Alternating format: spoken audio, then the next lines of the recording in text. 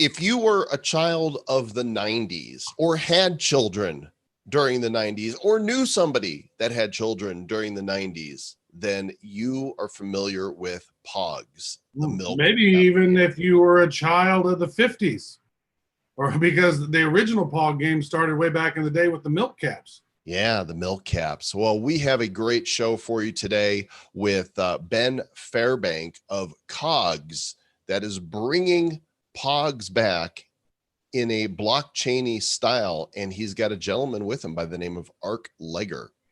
It's not his real name, but that's the name that he's going by. And apparently he's kind of a big deal. So Nifty Show number 10, let's go. Looking into the future, what do we see? It's lined with digital collectibles, we call them NFTs. Games, trading cards, digital art, and those crypto kitties.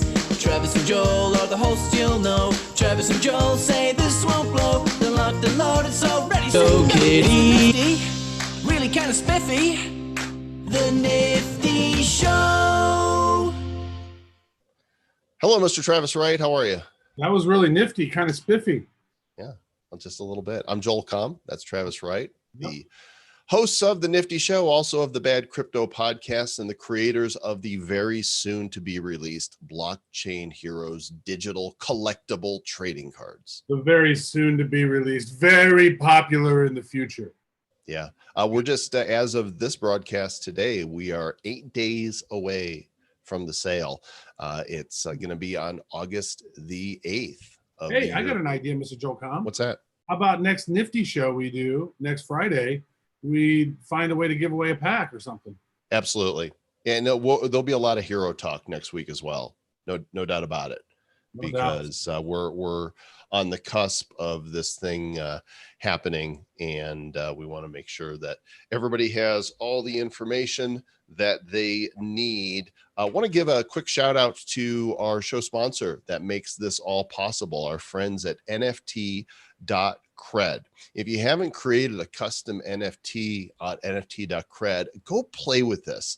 They've got some really unique ways that you can make actionable NFTs with your own digital assets, whether you're an influencer, you want to build it for your own personal brand, whether you're putting on an event and want to create an attendee engagement, or whether it's for an enterprise solution. I'm just going to click here into the influencer section, and you just click create an NFT, and you log into your account. And look at all the different options that you have here. You can make a custom card. You can create an NFT that is a ticket. You can make one that is perhaps a chip that looks kind of like a cog, right, Travis? It does look very coggy. Mm-hmm. It doesn't look like a potato chip, though. No, it doesn't look like a potato chip. It's not crunchy like that. Coupons, membership cards, badges, in case you need a stinking badge. I mean, I can make one so easily. I just click on the thing right here. I'm going to take one of my Blockchain Heroes cards, even though we're not actually doing this. And I'm going to just click crop on it. And holy crap, look at that. I'm making an NFT. You made an NFT, Captain. Yeah. So NFT.cred is the site. Go check them out. Play around with building some of your own NFTs there. And thanks to the fine people at People Browser and Cred for sponsoring this show. We love you so very much. We love everyone who is tuning in right now. We got several people tuning in. Yeah. Welcome, gang. It looks like Theta might be down right now, so we're over on YouTube. So tell anybody that is like, where's the Nifty Show? Tell them nifty.show/YouTube. Because that's where we are right now. That's where we are right now. And all right, Travis. Episode 9, episode 10? This is 10. 10? Yeah. This is, wow. We got a bunch of, we got double digits in here now. Yeah, time flies. My goodness. And we're gonna do this show up right, because we got a couple gentlemen with us today that are, Garbage Pail Kids succeeded wildly on blockchain because of the nostalgia that went with that 1985 set. And not too long after that, the 90s came around, and POGS came into the ecosystem. My kids did it. I had a child born in 1992, another one born in 94. And, they were little when POGs were hot. And my son, especially, I remember him buying, we got him the set with a little mat, and then you'd have all these different designs. and bringing Were they us all into. strung over all over his room? They were all over the place. He had the little containers for them, you know, when we played, and he showed me his slammers. Damn POGS. Right. Clean up your damn POGS. With us today to talk about the past, the present, and the future is Ben Fairbank of KOGS, KOGS.GG, as well as Ark Legger. So Ben and Ark, or should I call you Leg? I don't know. Ark is fine. Ark it is. Welcome to the Nifty Show, gentlemen. Thanks for having us. Thank you very much. Ben, why don't you tell us a little bit about yourself first? Yeah, sure. So, yes, we have just released this game. We're going to be releasing the game KOGS. As you said so aptly, it's a remake of POGS. I've been in the space for a while, previously GM CEO of Komodo, and now Red Fox Labs. And yeah, just really looking forward to pushing boundaries like yourselves and really getting into this NFT gaming space. Arklegger has joined me. He is the mastermind behind the gaming side of things. So I'm sure he can give you a little bit of an introduction of himself and his background. But ultimately, very, very excited to be here and to bring a game that's going to bring back a lot of memories to people. I think it will bring a lot of memories back. Now, I remember seeing them. So I'm older, but I graduated in the early 90s. But I remember these POGs being all over the place. And a lot of people remember playing them. So how are they going to work in a digital format? Yeah, sure. Good question. Ark, do you want to explain a little bit about it? Yeah, sure. Yeah, and maybe give us your background as well, because it turns out you're kind of a big deal. No, I'm just a game developer. My name's Arklegger, and I've worked in the industry for about 13 years now, and worked on lots of MMOs in the past, games like EverQuest, EverQuest 2, PlanetSide 2, H1Z1. And after I left the MMO space, I got contacted by Benny, because both of us were into crypto, and obviously both of us were into gaming. And so we kind of connected and decided to make an NFT game.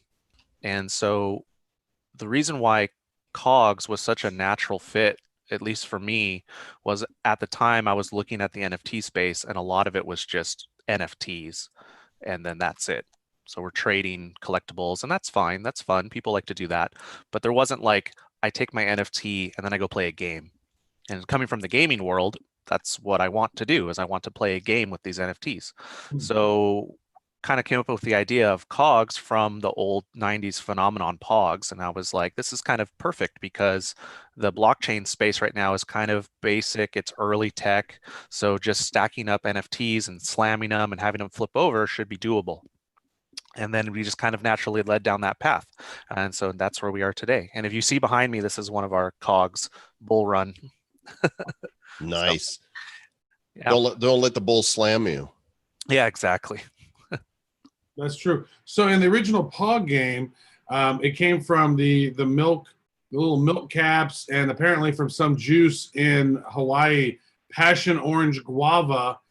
Yeah. And they were using those little milk caps as their card games, and it just turned into a thing. POGS. So what is KOGS? Yeah, so you're right. Back in 1927, a Hawaiian girl was playing it, and then she later became a school teacher in, I think, 60s or 70s. In her 60s or 70s, in the early 90s, brought it back in. So KOGS will be much the same as POGS in the sense that they have a series of collectibles, and you play them in the same way. But they will actually act as keys to other games, meaning that these can actually be used across a series of games. So not just one, but the ultimate starting point is to have a slammer-based game where you compete against other people. You stack your cogs up, face down, and then hit them with a slammer on top, and whatever turns face up, you get to keep. So same type of game as POGS was, but the ability to use these disc-shaped NFTs in other like games is kind of cool, because it gives us the ability to be able to take those from one game into another game, use them as different points of entry, early access to use as skins and also as unlocking other levels. I'm pulling up a video here on YouTube that just you guys can kind of see what the POG mat looked like here. And let me just zip ahead a little bit. And so you can see this guy's got all these different POGs, and the designs are seemingly infinite, right? Which each one of them needed to be printed and created. But now, you know, if we're talking NFT based KOGS, the number of, you know, permutations goes way beyond what we ever saw with the physical world. Yeah. So what Benny was talking about with the keys to other games for being COGS, that's what really excites me about this whole thing, is being able to take you know, an NFT from one blockchain, transfer it over to another blockchain, and possibly unlock something because you have that NFT. And talking about the permutations, that's what's really awesome about our COGS design, is we have all of these different ways to create an NFT using the art that's similar. So we have this bull behind me with this design with this blue and white and black border. Well, you can have that same bull, but you could have a different border color, you could have a different border design, you could have a different width of the border, and so you could have it be in foil. And so all these different permutations of these COGS, like you said, is basically infinite. All we need to do is create another set, another collection, have really good looking art on there, and I think people would want to collect it. Now they're really cool, and I think, Joel, you had a conversation with one of these guys, maybe Ben, and you said, "Hey, well, let's see what one would look like. Here's one of our graphics," and then boom, you sent it over in like record time. It was just ridiculous how quick you created these. So you must have a pretty good process for generating new COGS. Yeah, there it is. I sent him, you know, our Genesis card, our common variation, and he sends me back this thing in no time at all. I'm like, that is so badass looking. Genesis special edition. This is not an NFT yet. This is just a design for one, but it was super fast. So, you know, I'm a little lost on the interoperability of using COGS in other games. I mean, I understand the basic gameplay, right? You collect them, you slam them, you take other people's, you make the other kids cry because they lost their COGS, right? Yeah. Yep. But you're talking about the interoperability amongst games. Like, for example, if you've got other, I'll just use disc-shaped games because I don't want to give away too much, but it also makes it easier to follow. But the fact is that, let's say you've got Connect 4, or you've got Karom, or you've got Ludo, or you've got other games that have actual disc-shaped pieces. This would allow you to be able to go into different tournaments, to have early access to games, to be able to use these across multiple games. And I guess the possibilities are absolutely endless, as far as, again, as saying, early access to games or skins that other people can't actually get access to, or weapons. And Legger, you can probably explain a million more better than me from the gaming perspective, but it's endless. Yeah, there's the actual physical version of keys to other games, where like you take a cog that's a disc that is a slammer, and then you use it as a Connect 4 piece. But then there's also just the fact that you have this NFT unlocks access to some other game. So if later down the line there was a deal with, let's say, COGS and game X, and in game X, anybody that has a slammer can get early access to it. All they have to do is prove that they have an NFT. Well, that's also an access, a key to another game, but it's not a physical access. You kind of log in to the site in your wallet, and it sees it in your wallet, and boom, right, you're in. It's like a key, right? It's like access. And then there's just the opportunity of having complete interoperability, where, let's say, it's an RPG, and in the RPG there's physical COGS to be able to play, and so you're taking COGS from our basic game and you're putting it into this AAA RPG where you sit down at a table and you're playing COGS, right? So this is what gets me excited about NFTs in the first place, is the sheer amount of possibility there is with it, and how nobody is doing it yet in the traditional gaming space. You guys are forging some very cool new ground on this. And I've been curious too, because we're talking about you know, maybe having blockchain heroes be on part of some of these games. Like, what are some of the games that you guys are thinking about aside from POGS? Because it sounds like you guys are building out a whole ecosystem. Yeah, that's right. The thing is that we've got a number of different opportunities, which is good, and we're still working out the details for the follow-ups. But the good thing is that since this has sort of started, it's opened up the doorways for the possibilities and for people to partner with us and for offers to come our way as well. We've even had people talking to us about animated series and stuff like that. So it's been a very interesting little ride. But ultimately speaking, they would start out as relatively simplistic because that is how the technology allows for, you know, scaling and for speed and for security and all the rest of it. But as time goes on, and ArcLeg is still very heavily involved in the AAA gaming space as well. Like, how far do you think it is away from AAA games? I think it has to be proven first. So these big companies, Activision, EA, Ubisoft, they traditionally look to see what is coming up and then what is proven in the market before they then put in hundreds of millions of dollars to make one themselves, right? The biggest example is Battle Royale. Battle Royale was a very small little niche game mode that then transformed into a huge game mode, and then it was proven as a game mode, and then they come in and they start, you know, playing that game and making games that are that genre. So and before then Fortnite comes from that. Right. And so basically, before we start seeing like real true interoperability between AAA games, you're going to need these smaller games. You're going to need COGS. You're going to need, you know, Splinterlands, anything Blockchain Heroes does. Like all these, we're basically forging the path, and we have to prove that it's a proven model. And only then will these big guys hop on board. But by the time these big guys hop on board, all these early adopters will have these super expensive and rare NFTs, right? And then everyone's going to say, man, why didn't I buy those, right? You hear that all the time. Mm-hmm. So that's like kind of what's happening now. Joel's been saying that it seems like this is the early days of the ICO world, where we're watching this, like maybe mid 2016, where people are going crazy over these NFTs. Like Shatner's NFT sales sold out in 9 minutes yesterday. Like, it's insane. Crazy. Yeah, it's crazy. And what I like to kind of compare it to is, I like to compare it to like maybe early RPGs.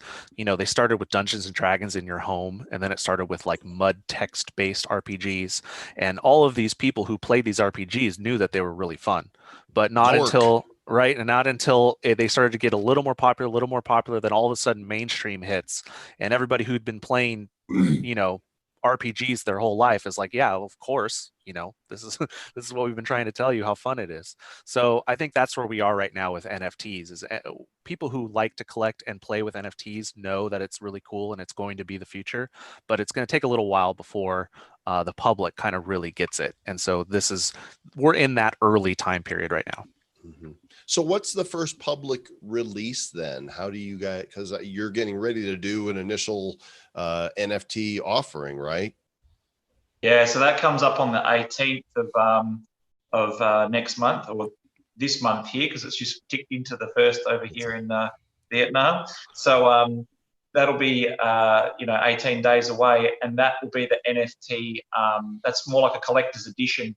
Once we actually launch the game after that, which will be the KOGS game, which is a similar version of the POGS that everybody knows and loves, that will that we also will have regular types of packs that people can use that will not be so much the collector's edition. They'll be much more of the gameplay style, which people are used to buying to enter the tournaments. Obviously, if this becomes popular, you're going to need a lot of COGS to play it. Will I be able to use my collector's edition COGS in gameplay? Yeah, for sure. But a lot of people, and we've got different modes as well. It's been set up to be for keeps, for fun, and also in tournaments. But as we found out with Magic the Gathering and lots of other types of collectibles, if you've got a first edition or you've got rarer COGS, no one's going to want to play those for keeps. That'll be for they'll want to be keeping those for themselves for the value. So unless it's like cry, I think. unless it's like a head-to-head match where it's like a big wager, that'll be exciting if like two people agree to only put cogs that are really valuable in their deck, so then they play against each other for high stakes. Now, are the cogs are they the smaller ones, and then there's the slammer. So could you have like a rare slammer? Now the slammer seems like it's thicker, it's bigger, and that's what you throw at it. And you could maybe have a rare version of that you could play that you're not going to get taken away, right? Yep, for sure. The slammers are actually going to be highly collectible because there's going to be less of them than the cogs, and they're going to have alternate versions, which we'll reveal at another time. But we have already designed and made the art for alternate versions of slammers that look different. Can you show us some stuff? I mean, you guys can do a share screen if either of you have some images or website or anything you want to show and tell here. I'd love to see what you're working on. There's definitely a rollout schedule for what we want to show, and so I'll let Benny be the arbiter of that. Benny, what you got, bro? Show us.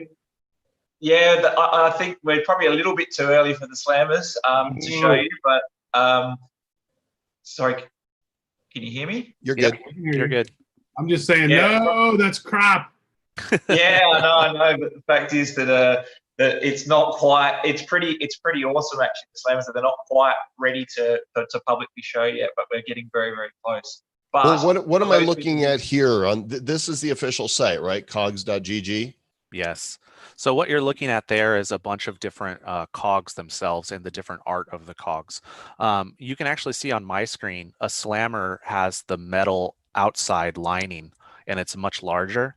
So you can kind of see that when you have this metal outside, it's going to have this edge to it, and you'll know that that's a slammer.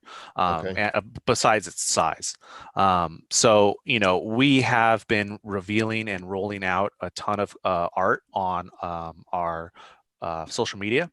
So basically, if you want to have visual spoilers, go and follow KOGS and KOGS on Wax, and we have people tweeting almost every day a different picture. So what's the exact account? Because I'm not finding it. on Twitter, it's KOGS on Wax. KOGS _on_wax. There we go. Because there's one here that does. That would actually be the best thing to show right now if we wanted to share screen. Let me do that. I'm gonna pull that up here, and we'll do a little stacks and stacks of KOGS on Wax. There we go. Here's the Twitter. KOGS_on_wax is where you guys can follow. Let's see if we can increase the following here on during this live show. Let me just go to your media, because that's where we're going to see photos of. There you go. Ooh, Monster Hunter. Yeah, so basically we have a lot of different art collections, and so we have a lot of different artists working on a lot of different collections, and each artist has their own kind of style. And so as you try to collect the 100, if you want to try to collect all 100 in the set, you'll notice that there are collections that all look kind of similar. If you scroll up a little bit, you can see that one. So that's more of our like military space, collection, where each one of those guys is a different character, and so trying to collect all of them would kind of be the purpose if you wanted to have that whole collection. What's this guy back here with the he's like showing the goods? He's like a little shady trader guy. So how is the sale going to work on this? Like, you want to collect all 100 of whatever. How many different variations are there? How many different types of packs?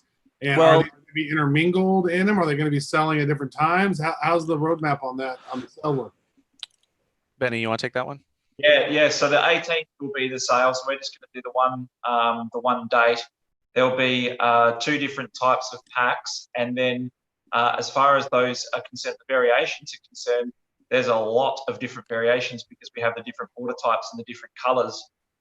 If you wanted to collect all 100 of them, it's going to be, I think people will start with trying to collect the whole set, like sets of the artwork that matches. But we're kind of interested, and it's kind of designed in a way to let the market decide and let people decide if they want to collect the whole 100 or they want to go in sets of 10 or by design. So it's going to be kind of intricate, and the way that it's been designed and the way that ARC's helped to put it together is to make it so that it's largely up to the market to see what they're interested in and how they're interested in it, because they could be matching border types, they could be matching art types, they could be matching select full sets of art. So this is kind of cool. I think I'm gonna go random. How many cogs do I get in a pack or whatever? Yeah, we're just working that stuff out now, but more than likely it'll be around the 20 mark, similar to the ones that we've seen so far, and then obviously a smaller pack. So once that converts across to the gameplay side, we would have your booster packs and your starter packs, and your starter packs would obviously have your slammers in there as well, so that you can compete and play in the games. The whole purpose of that is to be able to pick those up and to go. Yeah, there's really no limit. So, I mean, I could totally see taking like 10 blockchain heroes, right? And sticking them like you can sell an expansion cog set, as it were, right? I mean, once you've got your base, now it's all like, what can I add to my collection? I'm curious. You guys have been seeing what we're doing. How would you envision executing something like that? Yeah, so the cool thing about that, I want to touch what Benny talked about a little bit about the community. We have all these different colors and border types and art, and the secondary market's really going to drive what the community thinks is the best cog, right? And if the best cog is all black border, thin border, plus this art style, then that's what will rise up to the top. And then similarly, based on what you're talking about, the community is going to start asking us what we should do next. We want these cogs, we want blockchain hero cogs, we want these cogs, right? Then that's basically what will help us drive the decision of what comes in the next edition, right? What are the next 100 cogs we make? Who are the partners that are coming forward to want to collaborate at the same time as well? So we're hoping that the sale goes well. We're hoping that there's a lot of opportunity for us. And so it's going to be exciting to see where we take this. I want a wizard cog. I want like I could see this right here, that little bit of him. Because we have 5 classes of characters, and there's 10 characters in each class. So there's 50 right there. So it sounds like we could pretty much have our own cog collection. Yeah, that's the thing about the whole POG movement. What happened was they became so popular in the end that they started producing these little POG machines, and you could actually go in there and say, I've got a picture I took of my cat. I want to make a cat POG, and you could actually sit down and produce these POGs. So it became like people were carrying around these POG makers. It became crazy for 3 or 4 years of just manic POG production. So the good thing is that we're obviously not going to be doing it like that, but we do have the possibility to do a lot of different sets and different artwork for sure. I want a cat cog. I mean, that's really a cat plus POG equals cog anyway, yeah, right? Who wouldn't want a cat one? Who wouldn't want a cat? I want a bacon cog. I don't want to care. I just want sizzling bacon on a cog. Benny, we should redo all of these 100. Do 50 bacon ones and 50 cat ones. I think we'll sell way more. Do 25 and 25. Emoji. Like, literally, there's endless amounts that you can do on these. Yeah, so we understand that there's a lot of opportunity here, but we want to make sure that we kind of start off very slow. We want to build the foundation. We want to make sure that everything is in its right spot so it can scale. Because if we try to come out the gates doing too much at once, then I think we can kind of misstep. So we want to make sure that this first collection is very solid, because we want people to have fun collecting it. We want people to have fun playing it. And so that's the only way you build on and have this infinite, expansion of any cog of any picture. What's amazing about blockchain is I noticed some of your cogs are animated, right? And so now it really brings it to life while you're playing. I mean, I'm looking through our Shockwave version. I mean, can you imagine circle of this guy on, you're playing with it and it's actually bursting as you're playing with the cog? That's exciting, is the animation possibilities. Yeah, you never really got that with the physical version of the game. No, they could be shiny, metallic looking and stuff, but I don't think anybody ever made a digital POG with a display on it that, there was motion. It would have been too expensive. Yeah, 1992 they were doing that. Yeah. It would have cost $1,000. Right. And then you're going to slam it and risk breaking it. No way. And the thing is that as I can tell you, you can actually take those characters out of the cog and then into the game as well. And like I said, we've only just started talking about this actual project publicly. And what's happened is, as I said, already people have come and sort of said, hey, we could take some of those characters and put a story behind them and turn them into an animated series. So I think people are looking for, as we said earlier, POGS stood for passion orange guava. It was a type of juice, and that spun off, and it was a way to get kids to behave in school, and they could give rewards and give these POGS out. And it ended up being a tool for punching each other in the face in the schoolyard to try and rob each other of the valuable POGS. But the fact is that the spin-off for this could be anything, and it did lead into all sorts of world championships and POG pads, which you showed, and tournaments and all sorts of cool stuff. So there's a lot of stuff that can be done for sure, and it's a matter of us just trying to make sure that we focus and get this first one right, and then we've got the foundation, as Arclick said, to be able to really extend this. Yeah, so it seems like, so from the rule of the original game is you would stack up all your POGs face down up into a big pile. Everybody puts in a certain amount. Then you take your slammer and you throw it down on it. So it seems like the physics of this game's pretty basic and not really hard to. Is there going to be like little tricks that you got to do? It's like you the master trick, and so if you do a certain thing, then it's gonna knock them all over and you win. Like how have you guys developed the physics on this thing? Yeah, so there's a couple different things. One is we wanted to make sure that it wasn't exactly like the old school POGs, because we wanted to make our own version of the game. And the old school POGs was a little unfair because whoever goes first usually has like a first turn advantage because they just get to slam it and most of the POGs flip over. So in our design, we've kind of created this way of going back and forth where you add POG or COGS to the stack, and then in between turns, you are adding more to the stack. So you have this continuous stack of high COGS, and then each person gets to go, and you don't have this first turn advantage. And then in that way, it kind of is our own game, right? And it's not exactly POGs. It's instead of stacking Satoshis, stacking sats, you're going to stack COGS. And you're right. You're right with the whole skill-based thing. We have different ways that we can do that, but we basically have a skill-based mechanic where if you are good at timing and good at slamming, then you'll be able to flip over more. Yeah, and the thing was that you're right. The mechanics are very simple, and we set out thinking to ourselves, well, it is simple, so let's see if we can get as much of this as we can on chain. So when we first set out to create this proof of technology, we said we'll be able to whip this up in no time because the mechanics are really easy and rah-de-dah. But as you know, with blockchain, it's nothing simple.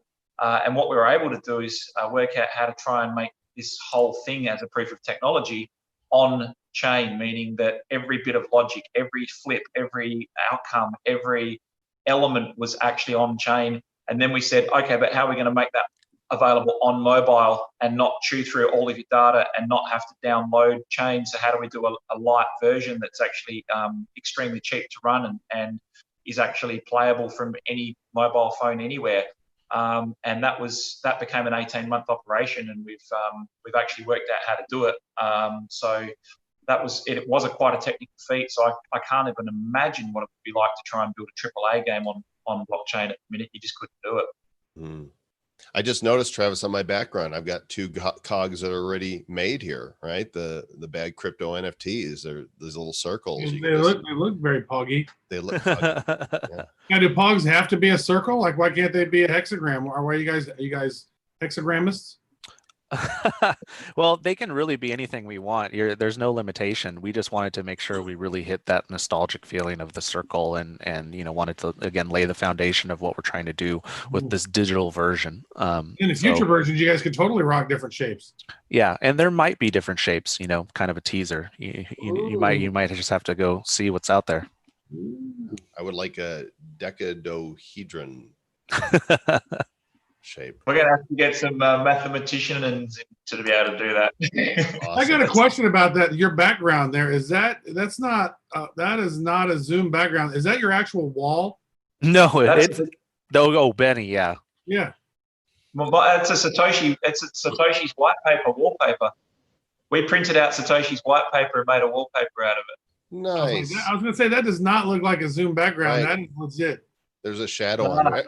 Every time Art calls him Benny, I'm thinking, Benny and the Cogs. Nice. Well, guys, we're very engaged with this project. We love what you're doing and think that it's going to do really well because, while GPK, Shatner, us, we're bringing the collectibles in card form, you're bringing gamification to it. And, from the very beginning, people have asked us, how do you play blockchain heroes? And you buy packs and you collect them, but we would love to create a game around it. So those are discussions that we will have offline very soon. Absolutely. So yeah, look, we think you're going to do extremely well, and we're watching with bated breath, and look forward to continued discussions for sure. Awesome. Yeah, thank you so much for having us. Thanks, guys. We appreciate you coming on. Go to kogs.gg. Follow them on Twitter, kogs_on_wax. Follow, go check out the cool designs, and we'll catch up with you guys soon. Thanks, guys. Thank you. Thanks. Very nice to See meet ya. you. That's pretty fun, Mr. Travis, right? That is true. Yeah. It is interesting. It's nostalgic for a lot of people, and I think it's awesome. Yeah. So some other interesting stuff in the NFT world. I'm really, we had Griffin and Duncan Cock Foster on the show, 2 weeks ago? Yep, 2 weeks ago. And last week was non-fungible. I've been paying, last week was non-fungible. That's right. I've been paying. And by the way, there's several news items, but I've been really keeping an eye on Nifty Gateway and what they've had going on. And they just did a drop yesterday of some of these pieces. I thought this one in particular was interesting to me. Gavin Shapiro's art called Blackout. And I got there about 10 minutes after the sale. And they were, the basic ones were sold out. Let me see if this one loads up here. Whoa. Yeah. All these penguins are having, a dance party. It's called Lit Friday Night. There was 20 of them and they were all gone by the time I got there. I'm like, I really want to buy some digital art because there's just some really cool stuff. And I guess they're auctioning this one right now. There's a current bid of 600. Let's see what this is. Sokotoa. That's a trip right there. Yeah. So right now the high bid is $600 on this. And you just placed a bid. You just placed a bid. I just bid on it right there. Inner Sandman, that's cool. Click on that one right there. Select Works by Jacob. That's a good one too. This one here, Tommy Wilson. Oh man, these are all epic baseball players, man. Oh yeah, we got Mike Trout, man. Are these all sold out too? Sold out. Sold out. So these were random. You would buy one and you would have a chance at getting one of these. Let's see what the kid is. Oh, look at that. That's King Griffey Jr. Oh, That's when Anderson.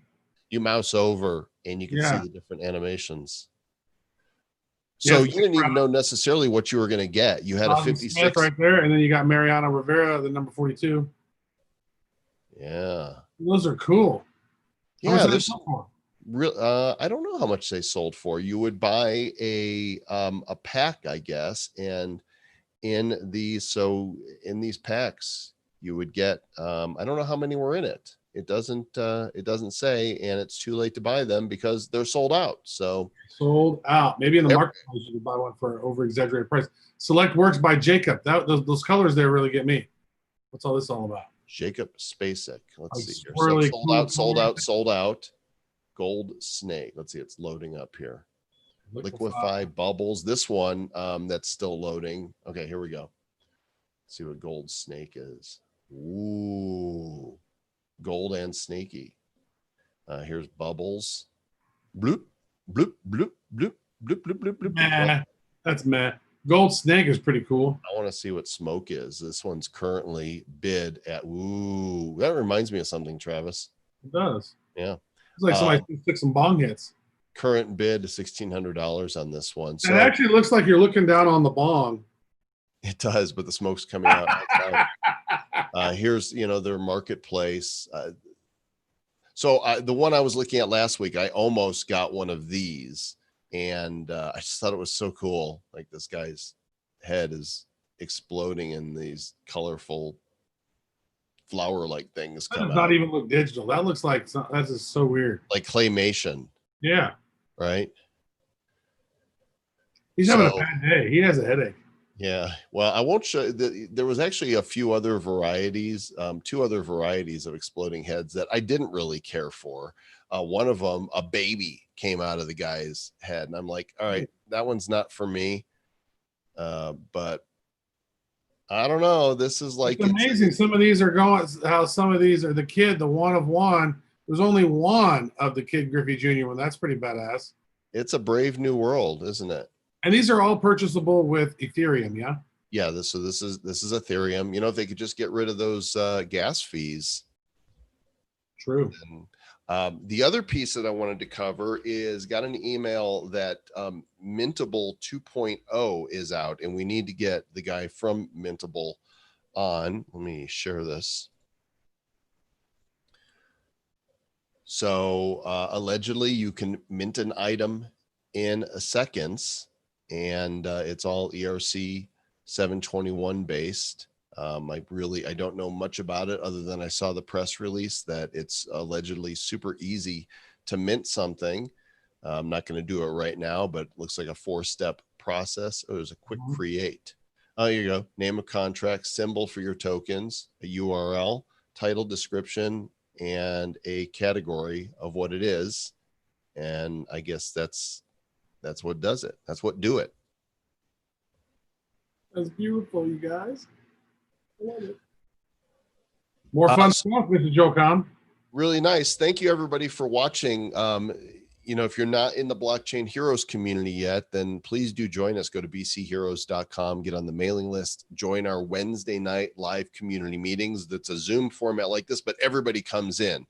We had like 130 last Wednesday night. This next Wednesday will be the last meeting before the actual launch, which takes place on Saturday, August 8th. And we're going to drop a bomb on you guys. There's going to be a big surprise on Wednesday night that is going to absolutely floor you. And I know I say that every week, and I think every week we've delivered on that, Travis. I think so. Every week we said, oh my gosh, you guys are going to be blown away. And then every week they said they're blown away. Yeah, we are. We're just, we're going to go nuclear on Wednesday night. Are you blown away? And so to sign up for that, go to nifty.show/report. If you've registered for one meeting, you're registered for all of them, and we'll fill you in on the launch, how it's going to go. We've scrapped the notion of a launch over 2 days. We were initially going to do the launch on August 8th, a pre-launch, and then a fiat launch on August 11th. We're going to do it all on the 8th. Okay. And there will be a pre-launch for wax purchases. That's actually a really good day. 8/8 is very lucky in Chinese culture. Oh, well, there you go. They launched the Olympics on 8/8/2008. 8's their big favorite number. Nice. And we have several Asians that are represented in Blockchain Heroes, right? And in our community. They're literally staying up like, oh, it's like 6 a.m. my time to watch the Nifty report. Like, what? We have Exchange. We have Master Control. We have Megamind. Who else? I said Everlasting. Everlasting. Yeah. Yeah. Ooh, the swords. He's badass. All right, gang. Thank you so much for tuning in. I don't know what the deal was with Theta, but see a bunch of you joined us on YouTube. We appreciate that. We'll catch you on the next Nifty show. It will be the Blockchain Heroes focus show because it will be day before launch. Oh. And what are we going to do during the launch on Saturday, Mr. Travis, right?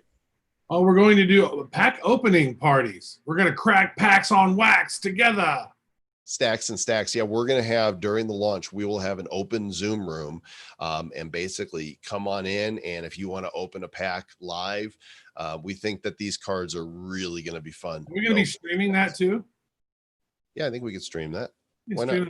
Or have our thing open all day. That'd be fun. We'll stream it all the places for all y'all to see. That'd be great. And supporting this show would also be going to iTunes or Stitcher or Spotify or any of the places that you listen to podcasts. And you can go there and subscribe and leave a review of the Nifty Show. It's all audio podcasts, but the reviews are important. And so if you don't mind taking a moment to do that, we give you great thanks. Looking into the past, this show's over. See ya. Be nifty.